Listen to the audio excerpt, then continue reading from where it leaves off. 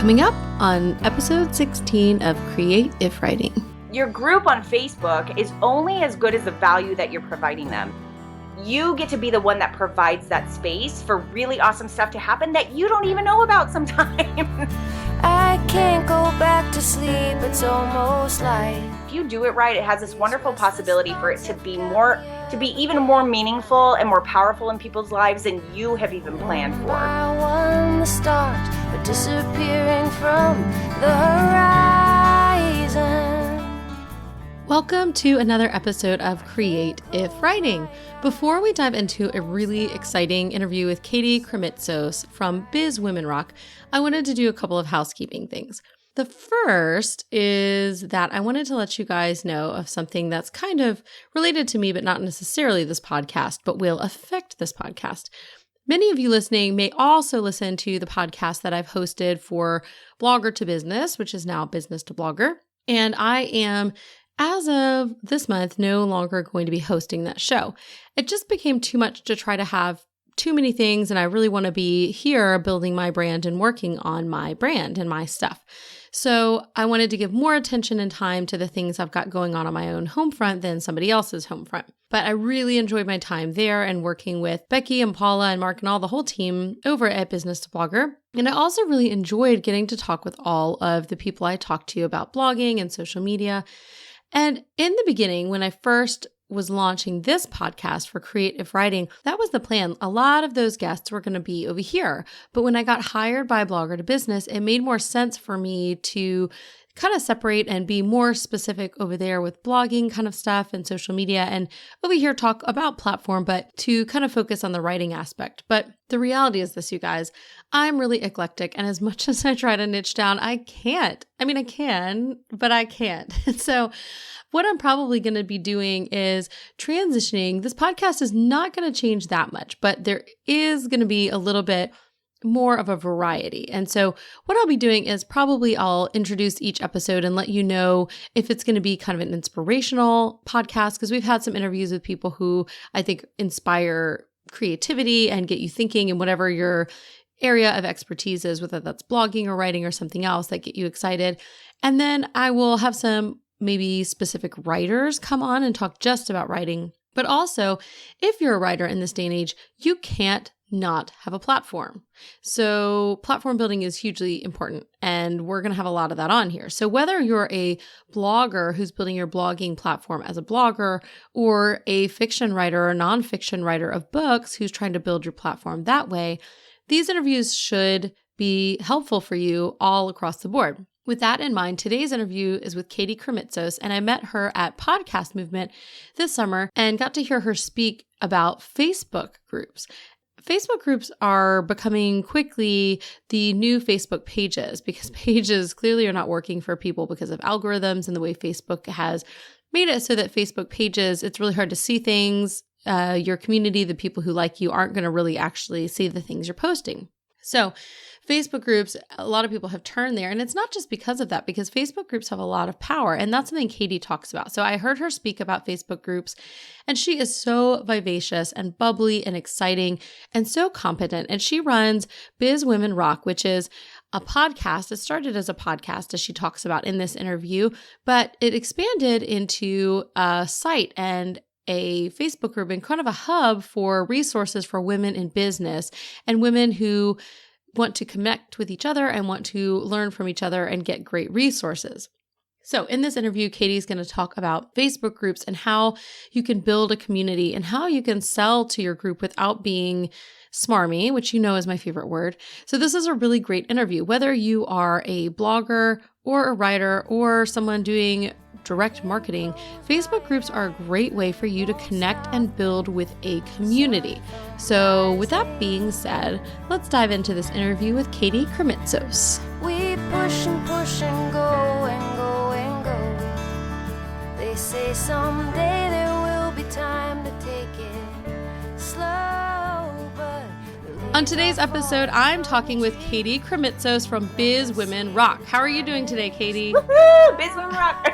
I'm doing good, girl. I love talking to you. I'm great. You just cheer me up. I saw you talk at Podcast Movement, and you just have such a great energy that carries through your own podcast, which is Biz Women Rock, and also the Facebook group that I'm a part of associated with Biz Women Rock. And so I'm really pumped. It's early in the morning. I feel tired, but you're waking me up. So that's great. Bring it on. And we haven't even had coffee yet. That's really good. Oh, I had coffee. I did, but it's warmed up coffee that I made at 2 a.m. because I was up all night. So I wanted to talk with you today because I was just so impressed hearing you talk at Podcast Movement about Facebook groups and how you are finding ways to build community and then sort of leverage that community, but in a way that's not icky, because I think a lot of people, they're like, that sounds icky. Like, let's make a Facebook group and sell to it. But that's not why you made a Facebook group, but you found ways to kind of build the community and leverage that. So I was really excited to hear you talk at Podcast Movement, and then joining your group has been so much fun because you really do all the things you said in your talk. Yeah. Some people don't, So I wanted to ask, how did you get started with the business Biz Women Rock in the first place? The short story is that my husband and I have been running an entrepreneurs association down here in Tampa, Florida, for the past 7.5 years now. And it's called the Tampa Bay Business Owners. And it's pretty much, the best way to describe it is it's a chamber of commerce just for entrepreneurs on steroids. That's probably the best way I can explain it. So that's awesome. It's really awesome. We have about 320 members, and so we put on a lot of education events for them, a lot of opportunities for them to collaborate with one another, and just let it be like a peer association rather than this quote unquote networking group. So I have had many, many years of practice of sort of seeing in person, like how community really gets built, how relationships really get built, sort of seeing that in the flesh. And about 2 years ago, because we put on so much education, a lot of that education tends to be very internet marketing savvy and sort of at the forefront of, this sort of online space that has been really just booming since we started our company 8 years ago. I remember people asking us like, okay, I've heard about the fact that I need this thing called WordPress. What is that? I've heard about this thing called, I want to put my business on Facebook, but that was back in 2008, 2009 when people didn't really do that. They didn't really know. They was still so personal. And I remember, I think I started my Facebook profile in like 2008, and I was like, I don't even know if I should do this. So we really kind of took up this role in the community of teaching kind of the latest and greatest of what was going on in the internet marketing space and in the online space. And because of that, we just became, students as well of what was going on. And so just became very savvy on all these different kind of online ways to be able to build businesses. And so about 2 years ago, we came across this thing called podcasting. And I saw it for a business model. I was like, oh, wow, that's a really cool business model. I really like that. And we knew back then, my husband and I knew back then that we wanted to start a family sometime in the near future. And we wanted to have something that allowed at least me as a stay-at-home mom in that sense, like a lot more flexibility to be able to not have to be at these kind of in-person events all the time.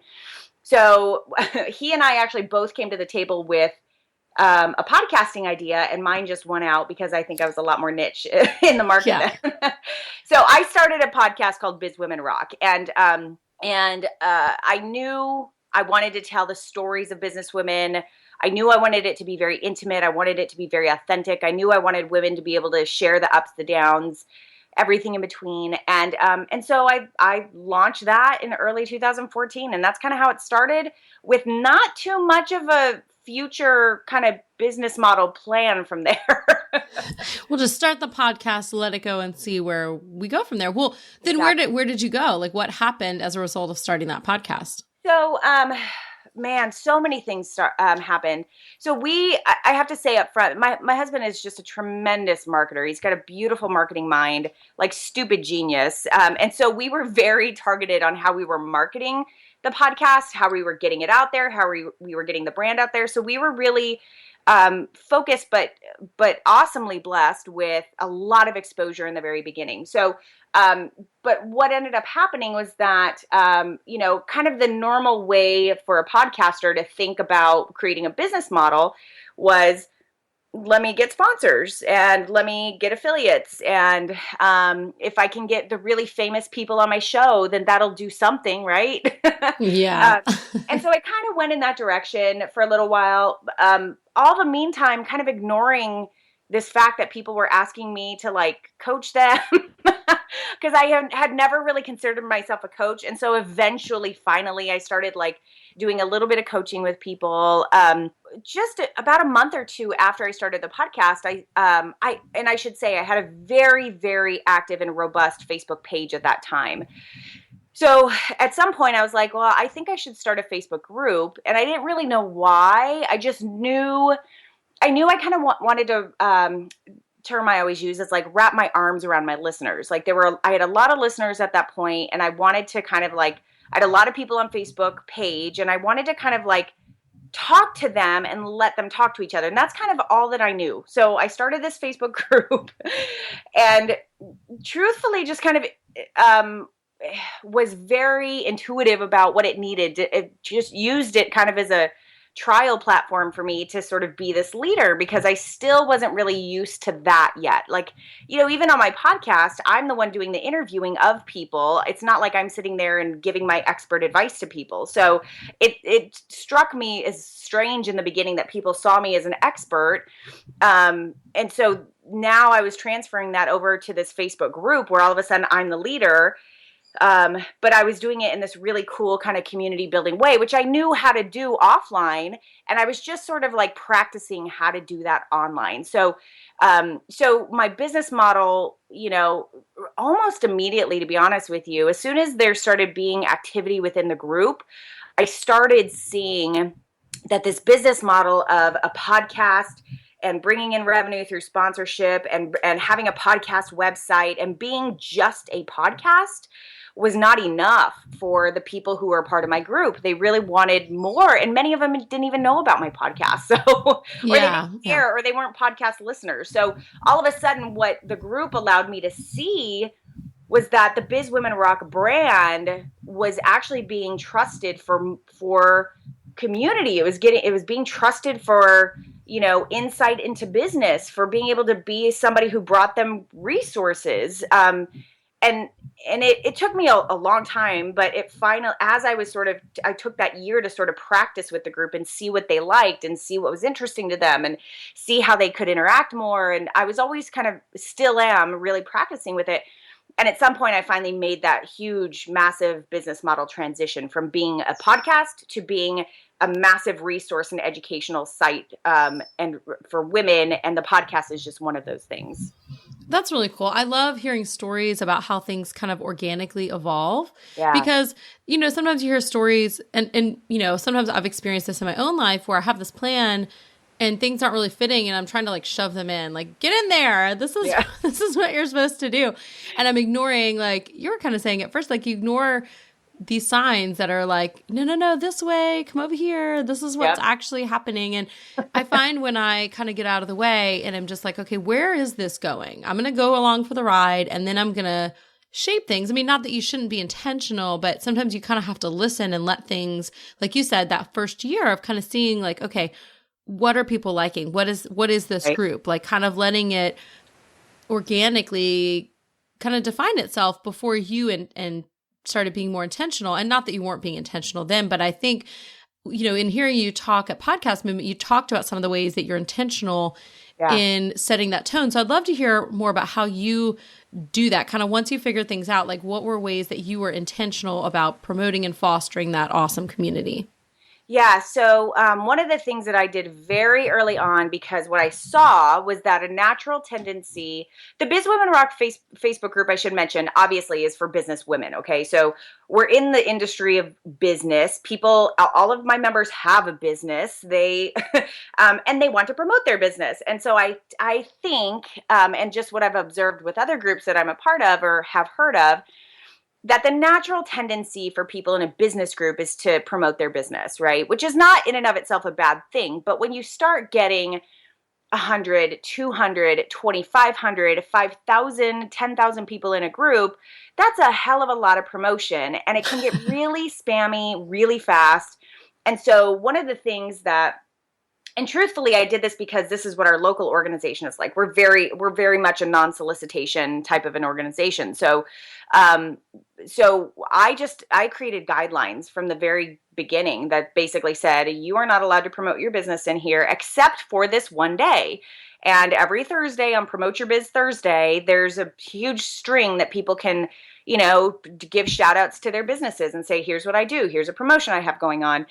And I'm not going to say it's 100% perfect, but for the most part, I get comparatively to what I've experienced in other groups, I get very, very few people each week who will, what I call, spam the group. So, and if they do, I have kind of a whole technique that I use to either delete them, sometimes remove them if they keep on doing it, and or just deal with them directly and say, hey, this is not the appropriate place to do it. Here's how you do this. And so, a lot of times they just need to be educated on how to do it within my group. So creating those guidelines right away was vital for me and sharing those pretty regularly. It's right now it's like a pinned post on my group page. I've seen other groups kind of put them in the actual banner so you can't miss it. So that was foundational because I think that allowed everyone to literally, if you saw this as a virtual kind of group, if you were to walk into this room, how are you supposed to know what to do in there? Yeah. So that's what the guidelines did from the get-go, is they allowed people to come into the group and understand exactly what it was right away and how to act. I love that. And I think it's so important to kind of set that tone and let people know, because, if you don't, they will. I mean, I'm in a bunch of Facebook. I'm in way too many. I went to kind of cut down on Facebook groups and I was like, how did I join all these groups? And you don't always get the notifications. So some I had completely forgotten about. And, right. But you're right. Like, when people start just promoting things, instead of becoming a community where it's back and forth, it just becomes people throwing stuff in.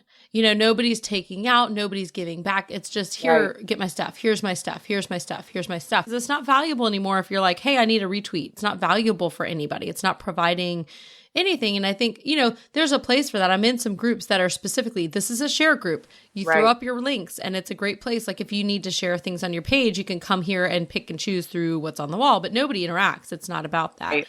So I think it's really important, like you said, to establish those guidelines. Like, this is a community group, we're talking to each other. This is a share group. We're sharing, and or, but I love that you have that one day a week where people can promote that, because it is just that world. We're all trying to do something and we can get a little out of hand without meaning to, usually. Yeah. Well, and Kirsten, you hit it right on the head. Like, it is all about what that group, what value that group is providing for its members. And what I constantly am thinking about is, if I were a member of this group and I saw this post, would this provide value for me? Like, would I want to come to this group? Would I want to be involved in this group? Because your group on Facebook, and i.e. your community or your tribe in general, is only as good as the value that you're providing them. And so the moment that it becomes like annoying to them, the moment that they turn off those notifications to that group, the moment that they bypass what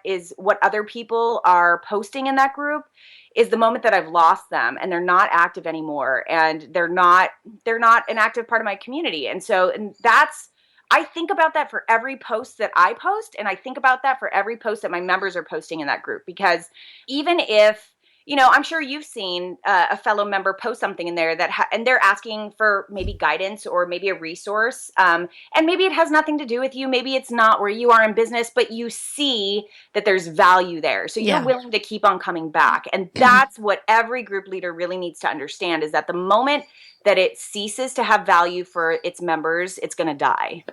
I love that. That's such a great, concise way to put it. And you just need to have that value in there because, and I think it's really neat when people, what I love when I have groups I'm moderating is when people start talking to each other. Like, I'll be gone for a couple hours picking up my kids and I'll come back and somebody posted a question and I wasn't there to answer it, but like 18 other people answered it. And that's great. That's when I'm like, hey, the group has a life of its own. Exactly. I may be helping to sort of steer the ship and kind of, like you said, set the tone for the group, but I want other people to comment. And I had somebody be like, is it okay that I'm posting? I'm like, yes, yes, please answer questions. Like, as long as you're not being spammy, post whatever. I'm in another group where it's just It's called the Secret Society for Night Owls that I created after. Nice. I like that. Yeah, I wrote a post talking about how as a mom, I can't get up before my kids because every time I do, they wake up earlier every time.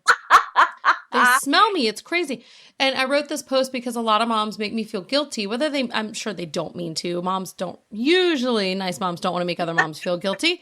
We have enough guilt on our own, but there's so many moms talking about the benefit of getting up at like 5 or 6 a.m. And I'm like, I can't. Then my kids get up at 4:30, so I get all my alone time at night. So, Right. when they're all asleep, I'm up, having coffee and, all my stuff. So I wrote this post and talked about that. And all these women started coming out of the woodwork like, me too, me too. So I formed this little Facebook group and I kind of just threw it up there. And then like the next day there were like 200 women in there. And I was like, what? Wow. That's crazy. And they just talk to each other. And like, there's always someone posting. Some of them are in different time zones. And I feel a little bad because the rest of us who are sort of in the US time zones, it's like 11 p.m. and somebody will be like, hey, I'm up. And then other people are like, me too. And it's just really fun. Like the purpose of the group is really just supporting women, and we're all up. Some of them want to be up late at night. Some of them have babies and they don't want to be up, but they are. So, and they have a place to go just in case. Yes, they do. But you bring up such a good point, and I have to say that this is foundational, really, in my kind of why a Facebook group is so powerful and why it's so different than any other forum that's out there right now, is because yes, you as the leader of the group are definitely seen as the leader. And for the most part, people want to connect with you. Of course they do. They're there because they believe in what you're doing in some way, shape, or form, right? But what a Facebook group allows you to do, and what a community building forum like that allows you to do is, let's say that you put this out there to those 200 women. You said, guys, why don't you come to my house? I'm going to have a house party. Wouldn't this be great? Of course they're going to come, even people who aren't in your time zone. Of course they're going to come because they like you, they believe in what you do, and they're going to love the fact that they get to chat with you for a little while they come to your house party. But what's so awesome is that you now get to introduce them to each other, and they get to have conversations that don't even include you. And that is like a whole third dimension of community that it gets to live beyond you, which is why I'm so passionate about how powerful they are, because you get to be the one that provides that space for really awesome stuff to happen that you don't even know about sometimes. Yeah. So it just has this wonderful possibility. If you do it right, it has this wonderful possibility for it to be even more meaningful and more powerful in people's lives than you have even planned for. Well, I have a question then, because I just got back from a conference and heard someone else speak, a woman named Abby Unger, about the power of Facebook groups. And she was an airline stewardess. I never know it's an airline hostess. She worked on an airplane. Mm-hmm. And so she started a group for other people who wanted to be, stewardesses, and it just blew up. And she talked about just how much that had changed her life and how she had this little community now. But in that conversation, and she touched on this a little bit, but really some other people were talking about how Facebook is always changing, right? So the big fear that a lot of people have is that now that Facebook sees some people are still using pages, but some people are using groups more, and that they're really working, that Facebook is going to like squash it, and try to figure out like, okay, let's, like we did with pages, let's try to get people to, instead of having the groups just work the way they work, let's put in an algorithm. Let's try to, Right. Do you have any fears on that? Or I don't call them fears, but yeah, Facebook is going to continue to evolve. And one thing that I definitely teach is that, you know what, at the end of the day, as awesome as this platform is, it's not yours. And so I do a lot to ensure that I have email addresses from the members of my group. I'm not perfect at it. That I can tell you 100% of those women in there, I don't have their email addresses, but I am constantly trying to make sure that every single member in my group in some way, shape, or form has the opportunity to get on my list. And I've got a couple of really cool tricks for that. But yeah, share I would love to hear this. So I'm an email nerd. Like I want to hear about, I'm like, tell me, what do you do? So just one sort of immediate easy way is that if you decide to put on any sort of education or have a webinar, or, I don't care what your topic is, to be honest with you. It can be business, or it could be like, hey, come hang out with me. I'm doing a live Q&A about flight attendants, or I'm, doing whatever. It doesn't have to be business, but do do something and create a webinar or a Facebook or a Google Hangout or something where somebody has to opt in to go be a part of it. Okay. So that way you're taking people out of that group and onto your list. And now you have them. Now you can continue a conversation no matter what happens in Facebook. Another way that I have done, and I'm actually going to re-implement it because it works so powerfully, is that I actually made the opt-in on my website so like, your kind of like free giveaway that you give in as an opt-in. Yeah. Is usually like an ebook or something like that. I made my opt-in like be part of the community. Like that was the freaking opt-in. Like, oh, that's so cool. The community is so powerful. I want you to be a part of it. Put in your email address and you'll be official. And so literally on the other side of that opt-in, they just got the link to go to the Facebook group and get accepted there. But now I have their email address and I can continue to communicate with them in email. So I'm a big believer that you really have to, and there's a ton of different ways that you can market to your Facebook group about other platforms that you're on, about Twitter, about Periscope. Let's connect over here. So, I'm a big believer that the platform is amazing and it's awesome. I'm such a big believer in it, but you must do everything possible to diversify that group in your different, where you can speak to them, on different platforms, email especially. I love that because as an opt-in, that's really cool because it does two cool things for you. It gets people on your list and it also builds your group. So what a great idea. Like I think I've seen a few other people doing that, but not a lot of people are talking about that as, kind of the freebie or lead magnet or whatever. So that's a great, great idea. I love that. Do you have any other sort of like specific tips in terms of, moderating the group and moderating comments other than what you've already touched on? Like, are there any specific kind of suggestions you would have for somebody moderating a group? Because it's a little bit harder than I think people think. You're like, oh, you just throw up a group and then you're like, oh my gosh, there's a lot to do. I have a ton. I could be here for like 3 hours talking to you. Give me like your top 5 or something, or top couple. All right. So one of the first ones is that I believe that you have to have an engaged group. In order for your group to really work the way that you might want it to work, you have to have an engaged group, which means that when you speak, when you post, people listen, and or when someone else posts, people are listening and they're commenting and they're engaging. They're commenting, they're liking, they're sharing, whatever it is. And I think there's a zillion ways in order to do that, but I have found out running multiple groups now that you have to kind of figure that out, what works best for each group. Okay. So one of the foundational ways that I think is really strong is that you ask questions that people want to answer, not just questions that you want to know the answers to, if that distinction makes sense. It does. So, every time I post, I'm constantly thinking, okay, who would have something to say about this? Who would want to share about themselves? For the most part, we all want to share about ourselves. We all want to be the ones to give our opinions or to show what we do in a particular situation. We love doing that, of course. So I try to ask those questions that want to elicit, oh yeah, I did, someone to raise their hand and be like, yeah, that's what I did. Or yeah, this was my experience. So really asking questions that your members really want to answer and want to participate in a conversation about. That's one.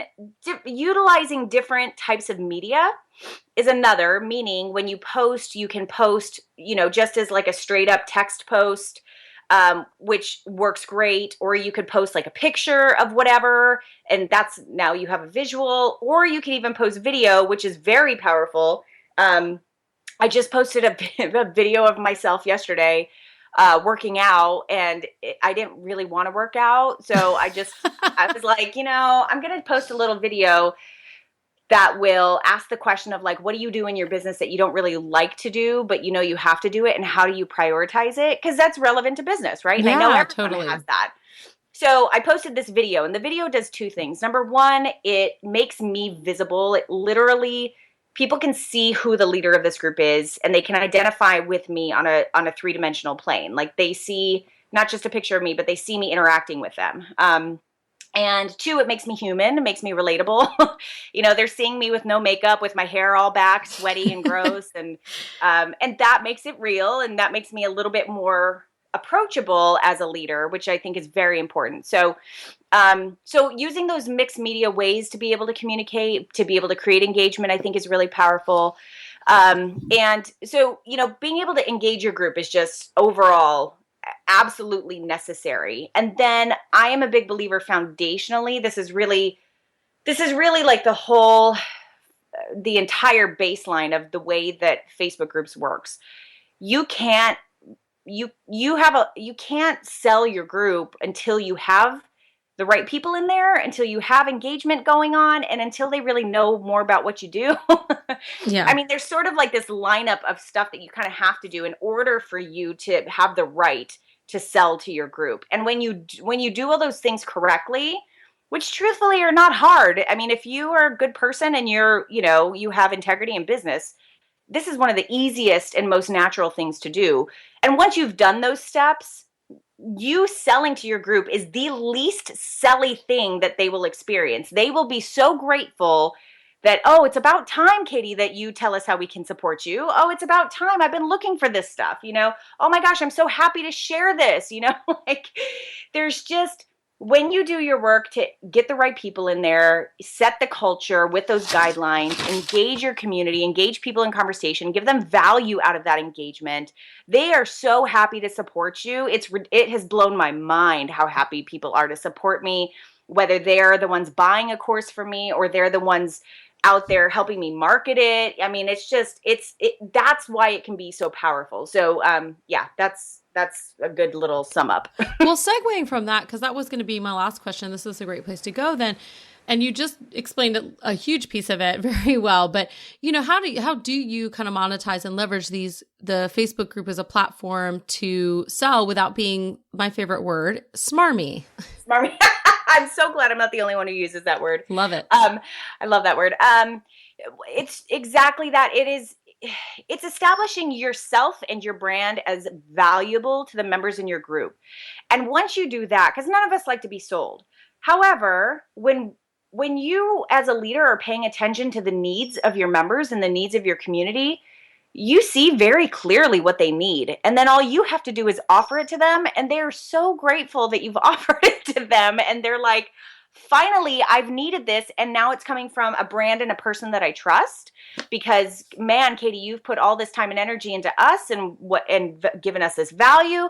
Yes, this is exactly what I need. Or, I definitely do the ask. So I'll give you this example. So I just launched, in early September, I launched a Facebook groups rock course, right? Because I was getting so many questions like this. And what I did in my community is I put it out there. I was like, guys, if I created this, who would be interested? And I had like 50 comments of people going, yes, I would be. Yes, I would be. Let me know when you have it out. So I was like, all right, I'm going to create this. That's awesome.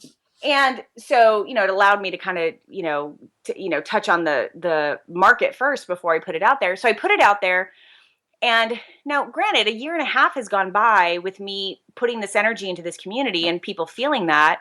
And so when I put it out there, I made it a soft launch, meaning like, guys, this is only available to you first. I'm not doing ads for this. I'm not putting it out there outside of the Biz Women Rock community. This is special just for you. So, come join me on this. And, I think I posted it twice. I think I posted it twice within my group about the webinar I was going to have. And that was twice over the course of a week, I think. And I had like 100 people show up for a webinar and just within my community. I mean, again, it wasn't like a mass push. And that's between like the Facebook group and an email communication that I had going out. And, what happened was that people came to the webinar, a huge chunk of them signed up, but then the people who didn't sign up were asking in the public, in the Facebook group, hey, I'm not going to be available. When can I watch a replay? How is that? How long is that going to be available? Oh my gosh, did you shut the group? Did you shut this down? When is it going to be available again? And then other people who were on the webinar would share in the group about how awesome the webinar was and how powerful it was, whether you got into the course or not. So, yeah, it's stuff like that it just shifts the whole paradigm of how sales are done and how revenue can be generated. Because these are all business women, so I get that. But even in non-business related industries, people as consumers get that if you are out there and you have their best interest in mind and you're just doing your job as someone who can provide that service or product for exactly who they are, consumers recognize that and they are happy to give you money when you give them value in exchange. So, I think that you have to do the back work in order for that level of trust and love for you and your brand to be possible. But when it is, man, is the sky the limit. I really consider it a huge sustainable business model, because as long as you have people who love and trust your brand, you can keep offering thing after thing after thing after thing, as long as you're in line with making sure it holds value for them and you're offering it to them in a way that, is really in line with showing them that you're providing them value. Well, the cool thing too, as you were saying that, I was kind of thinking of some other groups that I'm in, is that this whole idea of building this community specifically through Facebook groups, it doesn't have to be limited to just entrepreneurs or business people. No. It can be all over the place. You can have all kinds of interests. Like the woman, Abby, that I mentioned was helping, encourage people who wanted to be flight attendants. And I'm in a couple groups from writers who have books out, but they don't just sit there and sell their books all the time. They provide links for other writers and readers. And, it's a real community. It's not just a selling place. But I think it gets kind of, for me, like I don't like sales. I mean, who does really, well, I guess there are some people who love sales, but I don't really like it. And so, when I think about this, I want to think about like, well, I want to leverage this because like I do have stuff to sell, but I want to like do it authentically. And I think that's a great kind of way, like you mentioned, like it's just, it's not that we're not thinking about selling like, a year later, like, I should sell to this group, but that's not how you're forming it. And I think people do kind of smell it if somebody's creating something just to promote their product or their brand. So. Yeah, I agree.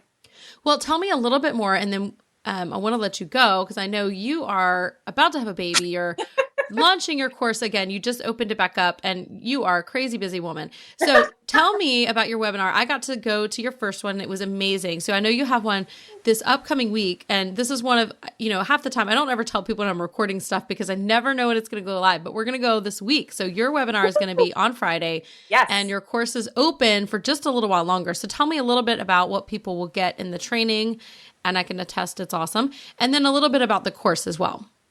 So I thank you for that. So my big desire is always to provide a hell of a lot of value if somebody's taking their time to show up to a webinar, no matter what. So, whether they end up deciding that the course is for them or not, I want anyone to walk away feeling like, oh man, that was really good. I can go and implement these things. So keeping that in mind, really what it'll show you is we'll really walk through like the how and why groups are so powerful, like give a little bit of insight as to what it can really do for your business. I don't think that a lot of people really get it. Like I still have people who are like, what? You can monetize a group? What? That you use this as a tribe builder? What? Yeah. Rather than just like this, let's all gather around this common interest that we have. So it's a huge insight into what the possibilities of being the leader of a Facebook group are. And then I definitely dig into some of the ways that we talked about, like how to engage your community, how to establish a good culture for your community, how to interact with your community, how to market your business, and again, in a way that is not spammy, and how to monetize in a way that is not gross and smarmy. And, we just kind of walk through each of those things, give a couple of really great examples of all of that stuff.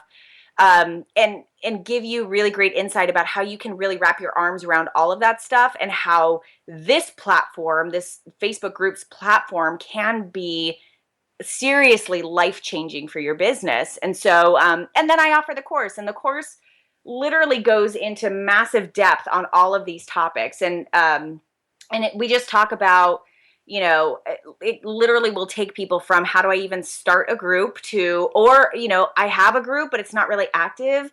And I think one of the biggest fears people have is like, I'm going to open up a Facebook group to crickets. Like no one's going to do anything in there. And now I have to be the one to speak all the time, and I'm not there 24 hours a day. And how do I deal with that? So I teach my tried and true way to make sure that your group actually starts with a bang and a lot of activity right away. So a lot of really good stuff in there. So, and then people will have the opportunity to get into the course. And I will say, just like you said, This is the last time I'm offering the course and opening the course before I go into what I'm calling baby hibernation. That's a great term for it. Great term. I know. So, my little girl's coming in a couple of weeks, and I want to be totally present mom there with her for an active, good portion of time.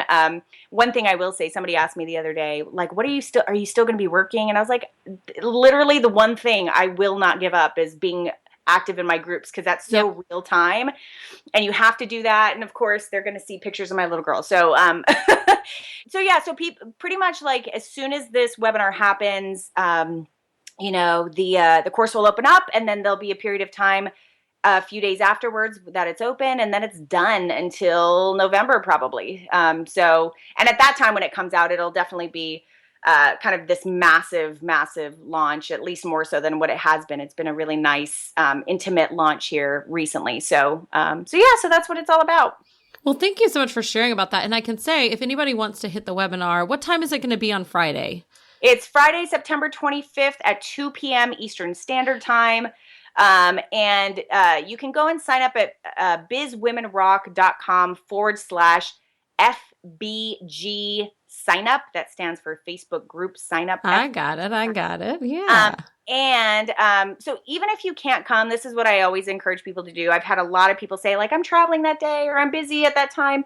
Just go sign up anyway, because I do send the replay out to anyone who does sign up, and that'll still give you access to the webinar, so you can kind of watch it on your own time for the few days after that. And I will say also, because I went and got the webinar training and it was really fantastic, the thing you're going to know from listening to Katie is that it's going to be engaging and interesting, because if you've ever been to like a boring webinar, you're like, oh, webinars, because someone's like, and now we're going to teach you how to do this, and you kind of fall asleep a little bit.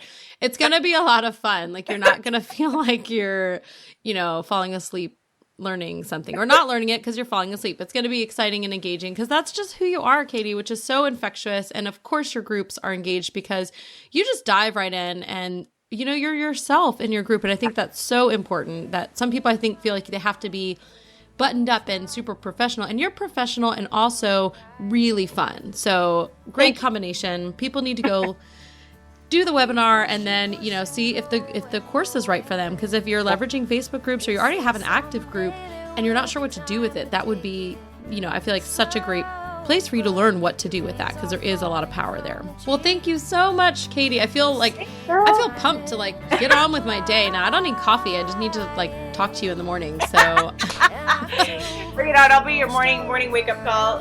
Perfect. Yes. Well, thank you again so much. And I will leave links to everything in the show notes so that people can find you and find the webinar and sign up so they can get the replay, even if that time doesn't work for them. So thanks for taking the time to talk to me today. Absolutely, girl. Thank you so much for having me here. I feel really honored to be on your show.